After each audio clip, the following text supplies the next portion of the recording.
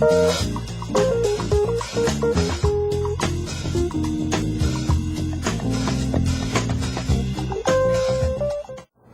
ritrovati a Cattoliche dintorni. 20 pannelli di testo e fotografia per illustrare le vicende più significative che negli anni 1989-90 portarono al crollo della DDR e alla successiva riunificazione tedesca. Dalla rivoluzione pacifica all'unità tedesca è il titolo della mostra che verrà ospitata in Cattolica fino al 20 novembre. Ad inaugurarla il viceconsole tedesco Guido Bruckelmann e il pastore Christian Führer. Vediamo insieme il servizio.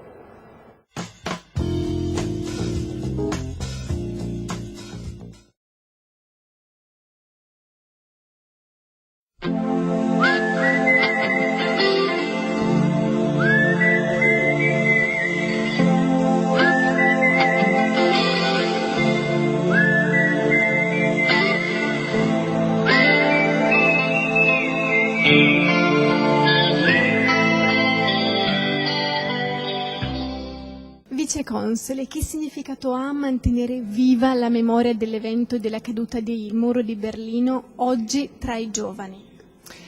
È molto importante perché per i giovani che non hanno vissuto all'epoca, che non sanno come difficile era la vita con la tenda di ferro che proprio partiva non soltanto la Germania, anche l'Europa e il mondo intero, che non si poteva neanche viaggiare, solo in pochi casi, ma era molto complicata la vita. Invece oggi con la riunificazione non soltanto della Germania ma dell'Europa unita è diventato quasi normale di passare da un confine all'altro, che sia per le persone anche sia per le merci, e dobbiamo ogni tanto con questi eventi di stasera o qualcos'altro dobbiamo far vedere come era 20 anni fa la situazione, che non era per niente facile, e penso che quando facciamo più spesso questi avvenimenti come stasera, che rimane anche dentro di loro, che almeno, e poi in più hanno una possibilità di chiedere ancora a quelli che hanno vissuto quel periodo, no? Pastore Führer, lei preferisce ricordare il 9 ottobre del 1989 piuttosto che il 9 novembre, perché? Ohne den 9. Oktober hätte es den 9. November gar nicht gegeben. Senza il 9 ottobre 1989 non ci sarebbe stato nemmeno il 9 novembre, giorno del crollo del muro. Le preghiere per la pace che si sono tenute ogni lunedì per 10 anni dal 1980 nella chiesa di San Nicola a Lipsia hanno fatto sì che sotto il tetto della chiesa si creasse un po' alla volta un movimento di massa in opposizione al regime della Repubblica Federale Tedesca all'insegna della non violenza. Quella sera del 9 ottobre nella chiesa di San Nicola si erano riunite circa 6.000 persone e questo numero è cresciuto man mano fino a raggiungere la cifra impressionante di 70.000 persone che con grande coraggio si sono riversate per le strade di Lipsia, cominciando a manifestare pacificamente contro il governo socialista per rivendicare le libertà democratiche all'insegna di slogan come «Noi siamo il popolo». E tutto questo è avvenuto in un clima di assoluta non violenza, che ha sconcertato e paralizzato gli organi di partito e le forze dell'ordine, che non sono intervenute a disperdere i manifestanti. Prima del 9 ottobre a Lipsia, in tutta la Germania dell'Est, regnava la paura. Lo Stato interveniva con la violenza per reprimere ogni manifestazione di dissenso. Il 7 ottobre ci furono centinaia di arresti. Si voleva impedire con ogni mezzo che le persone si recassero agli incontri di preghiera per la pace nella chiesa di San Nicola. Ma è accaduto esattamente il contrario. Nei 10 anni di preghiere per la pace, la chiesa di San Nicola si è trasformata in un porto franco, uno spazio protetto in cui si poteva superare la paura e trovare la forza di opporsi e agire in un clima di assoluta rassegnazione. E il 9 ottobre è accaduto qualcosa di straordinario. Qual è stato il ruolo dei giovani in questa rivoluzione pacifica? I primi a partecipare e a dare il loro contributo di coraggio, voglia di cambiamento e di fantasia agli incontri di preghiera per la pace sono stati proprio i giovani. All'inizio erano pochi, perché i più, imprigionati dalla paura di esporsi e di agire, preferivano guardare da lontano quanto accadeva nella chiesa di San Nicola.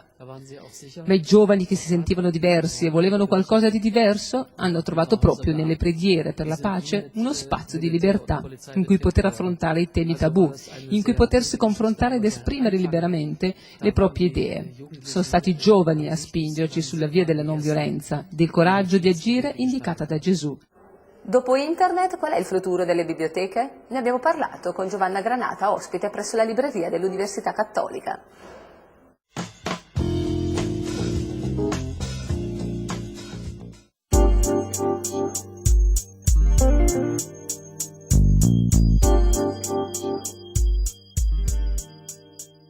Professoressa Granata, il titolo di questo incontro è Dopo internet, un futuro per le biblioteche. Quale sarà il futuro delle nostre biblioteche? Il futuro delle biblioteche è un futuro di adeguamento tecnologico indubbiamente a quelli che sono i mutamenti del libro, che sono mutamenti sotto gli occhi di tutti. Sempre più numerose sono le risorse in formato digitale e anche i libri e comunque gli strumenti, diciamo, della comunicazione bibliografica si stanno avviando verso questo futuro digitale e con esso naturalmente anche le biblioteche, per le quali però la scommessa non è soltanto una scommessa di tipo tecnologico, cioè quella di un adeguamento alla gestione, come dire, materiale di questi oggetti, anche una scommessa sul proprio ruolo nell'universo digitale. Quindi il futuro delle biblioteche sta nella capacità di vedere crescere in maniera organica le raccolte con l'incremento anche di risorse digitali in un contesto dove il pericolo, a mio avviso, principale non è rappresentato dal mutamento tecnologico in sé, ma piuttosto dal rischio di non essere finanziate, di non sopravvivere, diciamo, alla crisi che investe un po' tutti i settori del nostro mondo, della nostra economia e che rischia di paralizzare proprio questa crescita e quindi con la crescita la ricchezza informativa che le biblioteche possono essere in grado di offrire.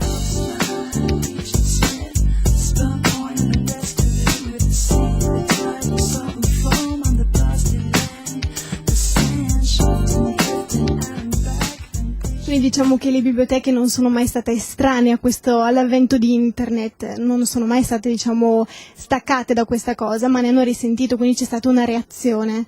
Le biblioteche non sono mai state estranee ai numerosi cambiamenti che l'oggetto libro ha subito nel corso del tempo. Ovviamente sono sempre adeguate perché le biblioteche si costruiscono intorno al libro e ragionevolmente c'è un tentativo di, come dire, modernizzazione sia dell'organizzazione bibliotecaria sia delle modalità di gestione dei servizi e di accesso, diciamo, alle collezioni, che è legata al cambiamento tecnologico che il libro su cui le biblioteche naturalmente si interrogano e su cui cercano di crescere, ovviamente.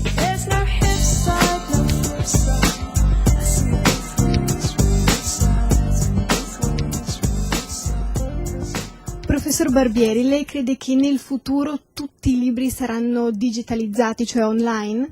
No, come diceva la collega Giovanna Granata, che ha pubblicato di recente per il Mulino un bellissimo volume, una introduzione proprio alla biblioteconomia, non è così il futuro è quello del mondo ibrido, cioè come accade a noi, ci sono certe informazioni che noi reperiamo, l'orario dei treni lo vediamo su internet, ma un romanzo lo leggiamo la sera su un cartaceo, quindi il futuro probabilmente è in questa situazione ibrida, nella quale c'è in realtà un passaggio interessante, che è quello dei libri in formato elettronico, cioè di strumenti, diciamo così, di piccoli computer che permettono la lettura. Certo, quello che bisogna chiarire è che internet non è tutto, internet non è il pozzo della sapienza, Google non sono i benefattori dell'umanità, Google sono quelli che in Cina se digiti democrazia ti denunciano la polizia, e quindi bisogna un pochettino intendere invece il ruolo della biblioteca, che invece è veramente luogo della democrazia e dell'informazione libera.